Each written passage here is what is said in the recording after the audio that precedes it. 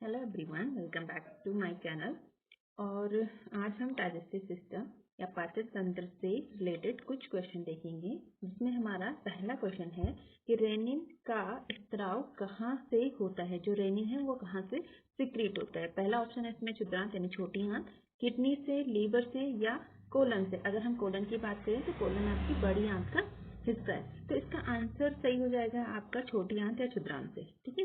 अगर हम रेनिन की बात करें तो रेनिन हमारे दो जगह से सिक्रीट होती है। एक तो होती है हमारी क्या छोटी आंत से, दूसरी हमारी होती है किडनी की जेजी सेल होती है, वहां से होती है। ठीक है। अब दोनों में अंतर क्या है? दोनों में अंतर कुछ नहीं है। अगर हिंदी में देखें दोनों को सेम रेनिन इसी तरीके से लिखा जाता है, बस इंग्लिश में लिखने का तरीका अलग। इंग्लिश में हम इसको लिखते हैं, एक लिखा रहता है रेनिन रेनिन और दूसरा लिखा रहता है, ये एन है रेनिन, और दूसरा लिखा रहता है RENIN। फर्क समझ आ रहा है? यहाँ पे डबल एन है और यहाँ पे एन है। ठीक है। तो ये जो डबल एन वाला रेनिन होता है, आप जब भी पेपर आया, अगर पेपर में क्वेश्चन आया तो आप इसको इंग्लिश में जरूर चेक करिए। तो जो डबल एन वाला रेनिन होता है वो हमारे स्मॉल इंटेस्टाइन से रिलीज होता है या क्षुद्रांत से रिलीज होता है, और जो सिंगल एन वाला क्या है आपका रेनिन है वो हमारी किडनी से रिलीज होता है, किडनी की जेजे सेल से रिलीज होता है। ठीक है। तो ये दोनों में अंतर है, और दोनों को हिंदी में तो सेम ही लिखा है। हिंदी में जाएंगे तो हमारा क्या होगा, इसका आंसर क्षुद्रांत भी हो जाएगा हमारा और किडनी भी हो जाएगी। ठीक है। तो इसका स्पेलिंग देखना बहुत जरूरी है जब हम इंग्लिश में, जो कि हमें इंग्लिश में मिलेगा। नेक्स्ट क्वेश्चन की ओर बढ़ते हैं। नेक्स्ट क्वेश्चन है हमारा, नेक्स्ट क्वेश्चन देखिए। नेक्स्ट क्वेश्चन है हमारा कि प्रोटीन पाचक विकार कौन से है, यानी प्रोटीन पाचक एंजाइम कौन से है। तो पहला दे रखा है हमारा लाइपेज, एमाइलेज और लाइपेज। एमाइलेज कौन सा एंजाइम है? अगर एमाइलेज की बात करें तो ये आपका कार्बोहाइड्रेट डाइजेशन का काम करता है। लाइपेज की बात करें तो ये आपका लिपिड डाइजेशन का काम करते हैं। इसमें आपका ट्रिप्सिन, पेप्सिन और रिप्सिन आया। तो ट्रिप्सिन, पेप्सिन और रिप्सिन तीनों ही क्या है, प्रोटीन का डाइजेशन करते हैं। तो हमारा आंसर क्या है, बी आंसर ही सही हो जाएगा। ट्रिप्सिन जो है आपका आमाशय में रिलीज होता है, पेप्सिन आपका पेनक्रियास से रिलीज होता है, और रिप्सिन की जो बात है वो बहुत कम जगह पे आपको दिखेगा, ये भी आपका क्या है, आमाशय से रिलीज होता है। तो ये आपके तीन जो है प्रोटीन डाइजेस्टिव एंजाइम है। नेक्स्ट क्वेश्चन की ओर हम बढ़ते हैं अपने, जो हमारा होगा क्वेश्चन नंबर 3।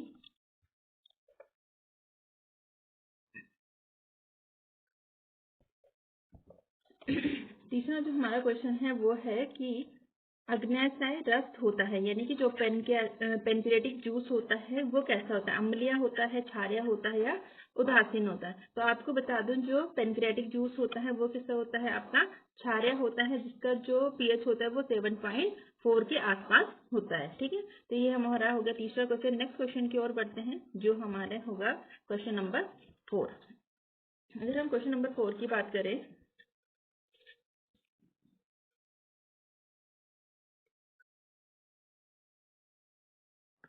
अगला क्वेश्चन है क्वेश्चन नंबर 4।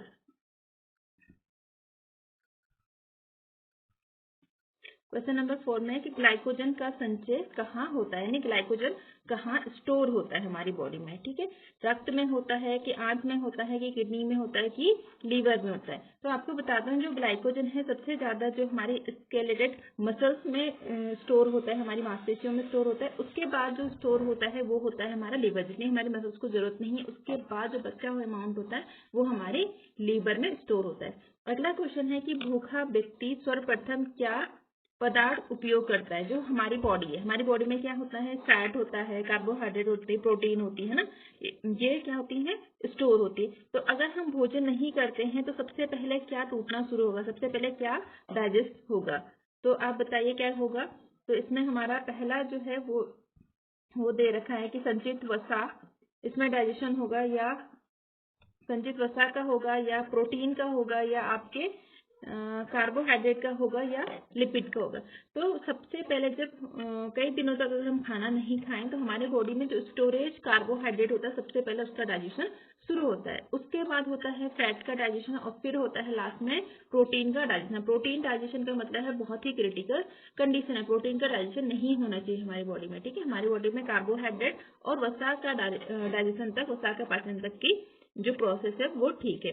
तभी जब हम बोलते हैं कि हमें क्या करना है, फैट लूज करना है, या हम वेट को घटाना चाहते हैं तो उस समय हम बोलते हैं कि कार्बोहाइड्रेट मत खाओ, आलू मत खाओ, चावल मत खाओ। तो उसका रीजन ये होता है कि सबसे पहले क्या होता है, अगर हम कार्बोहाइड्रेट खाएंगे तो जो कार्बोहाइड्रेट हम खा रहे हैं उसी से क्या एनर्जी बनती जाएगी और हमारे बॉडी में जो स्टोरेज फूड है वो क्या नहीं होगा, डाइजेस्ट नहीं हो पाएगा। तो इसीलिए बोला जाता है उस समय की प्रोटीन ज्यादा से ज्यादा खाओ, क्योंकि प्रोटीन खाएंगे तो प्रोटीन की जो प्रोटीन डाइजेस्ट नहीं होते, प्रोटीन से पहले एनर्जी नहीं मिलेगी। कब तक, जब तक हमारी बॉडी में होता है। तो सबसे पहले हम प्रोटीन खाते जाएंगे, हमारा जो क्या होता है पेट भरा रहेगा और हमें क्या होता है हमारे बॉडी से जो एनर्जी रिलीज होगी वो फैट से होगी, हमारी बॉडी का फैट क्या होता है रिड्यूस होता है। तो यही रीजन होता है, बोला जाता है कि चावल आलू ये सब खाने के लिए मना किया जाता है।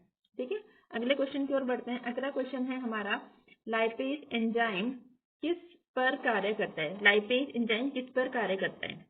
ठीक है, तो लाइपेज किसी कार्बोहाइड्रेट पे करेगा या वसा पे करेगा या प्रोटीन पे करेगा या अम्लीय अम्ल पे करेगा? तो लाइपेज सबसे पहले रिलीज कहाँ से होता है? लाइपेज हमारे जो लाइपेज जो होता है, लाइपेज आपका एक्ट करता है आपका, अच्छा ये सॉरी लाइपेज नहीं एमाइलेज लिखा है। एमाइलेज जो होता है आपका, एमाइलेज एक्ट करता है आपके कार्बोहाइड्रेट पे। एमाइलेज रिलीज कहाँ से होता है? एमाइलेज रिलीज होता है हमारे लार में होता है और हमारे क्या करता है कार्बोहाइड्रेट को डाइजेस्ट करता है। आपका लाइपेज होता है तो लाइपेज आपका वसा को डाइजेस्ट करता है। अगला है आपका ट्रिप्सिनोजन विकार स्त्रावित होता है, यानी ट्रिप्सिनोजन एंजाइम कहाँ से स्त्रावित होता है या कहाँ से सिक्रीट होता है? तो आपके पहला ऑप्शन है आमाशय, दूसरा है आपका अग्नाशय, तीसरा है आपका लीवर और चौथा है आपका स्प्लीन। ठीक है, स्प्लीन तो पहले ही रिजेक्ट है क्योंकि स्प्लीन से कोई भी हार्मोन्स क्या नहीं होता, कोई भी एंजाइम रिलीज नहीं होता है। तो अब बता है आमाशय, आमाशय स्टमक या पेनक्रियास से। तो जो ट्रिप्सिन है हमारा वो क्या ट्रिप्सिनोजन है वो हमारा क्या होता है पेनक्रियास से रिलीज होता है, पेनक्रियास या अग्नाशय से स्रावित होता है। प्रोटीन डाइजेस्टिव एंजाइम है, प्रोटीन को पाचन करने वाला एंजाइम है। और ट्रिप्सिनोजन क्या है इनएक्टिव फॉर्म में, जब एक्टिव होता है ट्रिप्सिन में एक्टिव कन्वर्ट हो जाता है और तब जाके ये क्या प्रोटीन का डाइजेशन करता है। नेक्स्ट क्वेश्चन है हमारे पास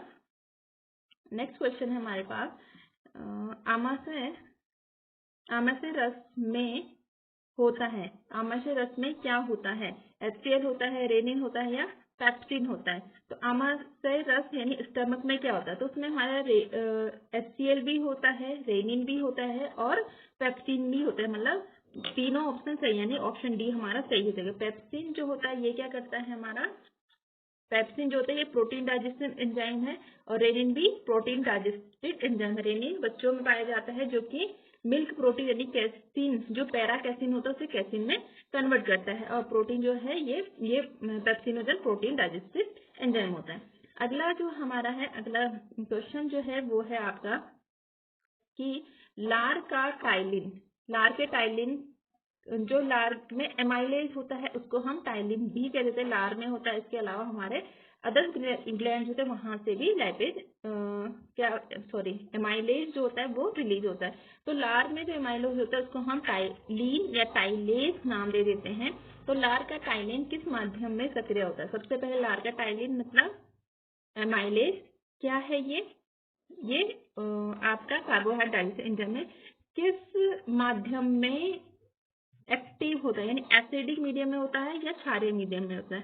तो ये होता है हल्के एसिडिक मीडियम में, जिसका किसमें 6.8 जो हमारा लार का अगर 6.8 pH है तो उसी pH में हमारा क्या होता है टाइलिन एंजाइम एक्टिव होता है, तभी वो कार्बोहाइड्रेट को डाइजेस्ट करेगा। अगर हमारा लार का pH 6.8 से कम या ज्यादा हो जाता है तो वहां उस कंडीशन पे टाइलिन एंजाइम एक्टिव नहीं होता है और हमारे कार्बोहाइड्रेट को डाइजेस्ट नहीं करता है। ठीक है, अगला है कुफर कोशिकाएं मिलती हैं। कुफर सेल्स कहाँ होते हैं? तो कुफर सेल हमारे लीवर में होते हैं, लीवर की फैगोसाइटिक सेल होते हैं, यानी कि भक्षण कोशिकाएं होती हैं लीवर की। ठीक है, अगला क्वेश्चन की ओर बढ़ते हैं हम।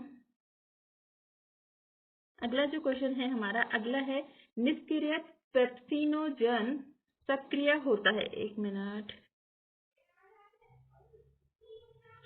निष्क्रिय पेप्सिनोजन सक्रिय पेप्सिनोजन में बदलता है। हमारे जो पेप्सिनोजन सबसे पहले कहाँ से रिलीज होता है, हमारे स्टमक यानी कि आमाशय से रिलीज हो रहा है, और जब रिलीज होता है तो इनएक्टिव फॉर्म होता है, निष्क्रिय होता है, और जब इस पे क्या होता है HCl काम करता है तब जाके सक्रिय होते हैं, ये पेप्सिन में कन्वर्ट होता है, और पेप्सिन तब जाके क्या है प्रोटीन को डाइजेस्ट करता है। तो हम पेप्सिनोजन या पेप्सिन की जब हम बात करते हैं हम कहते हैं प्रोटीन डाइजेस्टिव एंजाइम, प्रोटीन को पाचन करने वाले एंजाइम हैं। ठीक है, नेक्स्ट क्वेश्चन की ओर बढ़ते हैं। नेक्स्ट क्वेश्चन है हमारा, लार में उपस्थित पदार्थों को बैक्टीरिया पदार्थ जो बैक्टीरिया को नष्ट करने में सहायक, लार में वो कौन सा पदार्थ है या कौन सा एंजाइम है जो बैक्टीरिया को नष्ट कर देता है, तो वो होता है हमारा लाइसोजाइम। लार के अलावा लाइसोजाइम ऐसा है कि जो अगर कोई बैक्टीरिया कोई भी फॉरेन पार्टिकल जाता है हमारी बॉडी में तो उसको क्या करता है डाइजेस्ट कर देता है। लार के अलावा ये हमारे आंसू में भी मिलता है। ठीक है, कोशिका कोशिका की सबसे बड़ी ग्रंथि कौन सी है, तो जो वर्टिब्रेट है उनकी सबसे बड़ी ग्रंथि कौन सी है, सबसे बड़ी ग्रंथि पूछना है तो क्या होगा, थायराइड, आपके पेनक्रियास, आपकी लीवर या आपकी इंटेस्टाइन। तो सबसे बड़ी ग्रंथि जो होती है हमारी बॉडी की वो होते हैं हमारा लीवर। लीवर यकृत सबसे बड़ी ग्रंथि होती है। लेकिन यहीं पे आपको थोड़ी सी अगर क्वेश्चन घुमा के पूछ दिया जाए, अगर क्वेश्चन पूछ दिया जाए कि कशेरुकों की सबसे बड़ी अंतःस्रावी ग्रंथि कौन सी है, तो वहां पे थोड़ा सा क्वेश्चन बदल गया, वहां पे उसने पूछ दिया अंतःस्रावित ग्रंथि। तो अंतःस्रावित ग्रंथि जो सबसे बड़ी है वो है हमारी थायराइड ग्लैंड। अगर सिर्फ ग्रंथि पूछा जाए तो तब हमारा आंसर हो जाएगा लीवर। तो इसका आंसर है, इस क्वेश्चन का आंसर है आपका लीवर। नेक्स्ट की ओर बढ़ते हैं। नेक्स्ट की ओर बढ़ते हैं, मनुष्य में ऐसे कितने दांत हैं जो कि लाइफ में 2 बार आते हैं, तो कितने दांत हो गए, तो मनुष्य में से कितने दांत जो लाइफ में 2 बार आते हैं, तो हमारे पास जो होते 20 दांत जो होते हैं हमारे लाइफ में 2 बार आते हैं, और 12 दांत ऐसे हैं जो कि लाइफ में एक ही बार आता है। तो ऐसा कौन सा दांत है जो लाइफ में एक ही बार आता है, एक हो जाता है हमारा थर्ड मोलर और प्री मोलर जो होते हैं हमारे वो लाइफ में एक ही बार आते हैं। हमारा जो डेंटल फॉर्मूला होता है वो होता है 21 23 अपॉन 21 21 23 21 23। हमारे पास जो हमारे लाइफ में 2 बार दांत आते हैं वो आते हैं 20 दांत, और 12 दांत ऐसे हैं जो लाइफ में एक ही बार आते हैं। तो जनरली क्वेश्चन पूछा जाता है कि मनुष्य के दांत कैसे होते हैं, तो उसमें उनका होता है डायफाइडांट, मोनोफाइडांट, इस तरह हेट्रोडोंट। तो हमारा हेट्रोडोंट भी होता है हमारा, आज कभी क्वेश्चन आएगा तब बताऊंगी। तो जनरली लिखा रहता है डायफाइडोंट। डायफाइडोंट का मतलब होता है कि जो लाइफ में 2 बार आता है, बट इसका करेक्ट आंसर होना चाहिए कि डायफाइडोंट भी होता है और मोनोफाइडोंट भी होता है। कभी आपको दोनों ऑप्शन साथ में मिल जाए तो आप दोनों के साथ जाएंगे, क्योंकि 12 दांत ऐसे जो लाइफ में एक ही बार आते हैं, जो लाइफ में एक ही बार आते हैं उसको हम कहते हैं मोनोफाइडोंट, और डायफाइडोंट मतलब जो 2 बार। तो मोस्टली डायफाइडोंट ही ऑप्शन में होता है, लेकिन कई बार अगर क्वेश्चन थोड़ा एग्जामिनर डीपली पूछने की कोशिश करी तो वो दोनों ऑप्शन डालेगा, वहां पे A B या B C करके जो भी ऑप्शन हो तो आप दोनों के साथ उस समय जाएंगे। ठीक है, हम नेक्स्ट क्वेश्चन की ओर बढ़ते हैं। मनुष्य में कितनी लार ग्रंथियां होती हैं, तो हमारे पास जो लार ग्रंथियां होती हैं वो होती हैं 3 जोड़ी लार ग्रंथियां होती है। कहाँ कहाँ होती है, एक तो हमारी होती है कान के नीचे होते हैं जिसे हम कहते हैं पेरिटोइड सलाइवरी ग्लैंड या पेरिटोइड लार ग्रंथि। दूसरी होती है हमारे मैक्सिलर, ऊपर वाला जो बड़ा मैक्सिलर, नीचे मैंडिबल और मैक्सिलर के ज्वाइंट पे होते हैं जिसे हम कहते हैं सब मैक्सिलरी सलाइवरी ग्लैंड। और तीसरी जो होती है हमारे जीभ के नीचे होती है जिसे बोलते हैं सब लिंगुअल सलाइवरी ग्लैंड। तो हम मनुष्य में जो सलाइवरी ग्लैंड होती हैं वो कितनी होती हैं, 3 जोड़ी होती हैं। हाँ, इसी से हम आगे बढ़ सकते हैं, जैसे मनुष्य के बाद आगे आपकी जो हार्बीवोरस हैं तो उनमें जो ग्लैंड होती हैं वो 4 होती हैं सलाइवरी ग्लैंड, और जो कार्निवोरस होती है उनमें 5 होती हैं। तो यहाँ से क्वेश्चन हार्बीवोरस और कार्निवोरस करके भी पूछ सकते हैं, आप चाहें तो इसको ध्यान रख सकते हैं। नेक्स्ट क्वेश्चन की ओर हम बढ़ते हैं। तो नेक्स्ट क्वेश्चन है हमारा, मनुष्य में कितने प्रकार के दांत होते हैं, तो कितने प्रकार के दांत होते हैं मनुष्य में, 4 प्रकार के दांत होते हैं। कौन से, इंसिजर, कैनाइन, प्रीमोलर, मोलर। ठीक है, इंसिजर, कैनाइन, प्रीमोलर और मोलर। तो इस तरह से हमारा डेंटल फॉर्मूला हो जाता है। ये इंसिजर होते हैं, कैनाइन होते हैं, प्रीमोलर होते हैं और ये मोलर होते हैं। तो चलो आगे बढ़ते हैं। लैंगरहैंस की कुपिकाएं कहाँ होती हैं, लैंगरहैंस की डुपिकाएं या कहीं कुपिकाएं, डुपिकाएं लिखा है। ठीक है, लैंगरहैंस की डुपिकाएं कहाँ होती है, तो ये पेनक्रियाटिक सेल है। पेनक्रियाज की सेल है या अग्न्याशय की सेल है। अगला क्वेश्चन है हमारा कि बर्मीफॉर्म अपेंडिक्स किसका भाग है? तो बर्मीफॉर्म अपेंडिक्स जो है हमारे आहार नाल का भाग है। ठीक है, नेक्स्ट क्वेश्चन पे जाते हैं। लीवर कोशिकाएं बनाती हैं, यानी कि लीवर से कौन सा एंजाइम सिक्रेट होता है? सिंपल सा इसका पूछने का मतलब ये। तो लीवर कोशिकाएं क्या बनाती हैं? लाइपेज, पित्त बनाते हैं, ट्रिप्सिन बनाते हैं या एमाइलोपेप्सी बनाती हैं। तो ये बनाती हैं, हमें पता है हमारे लीवर से क्या होता है, बाइल या पित्त रिलीज होता है। तो क्या बनाती हैं? पित्त रस या पित्त को बनाती हैं। आहार नाल के किस भाग में तरंग गति सबसे कम होती है? किसमें होती है? ग्रहणी यानी कि इंटेस्टाइन में, आपके आमाशय में, आपकी ग्रासनली में या अम्लाशय में। तो हमारा जो रेक्टम होता है, अम्लाशय होता है, उसमें सबसे कम क्या होती है? गति होती है या तरंग गति। तो ये थे आज के क्वेश्चन। फिर मिलते हैं हम इसके पार्ट 2 में, जिसमें हम कुछ और क्वेश्चन को लेके आए। तब तक के लिए आप पढ़ते हैं। अगर आपको लेक्चर पसंद आ रहे हैं तो आप कमेंट्स में अपनी राय जरूर बताएं और चैनल को लाइक करें, शेयर करें, सब्सक्राइब करें और पढ़ते रहें। फिर मिलते हैं नेक्स्ट लेक्चर में।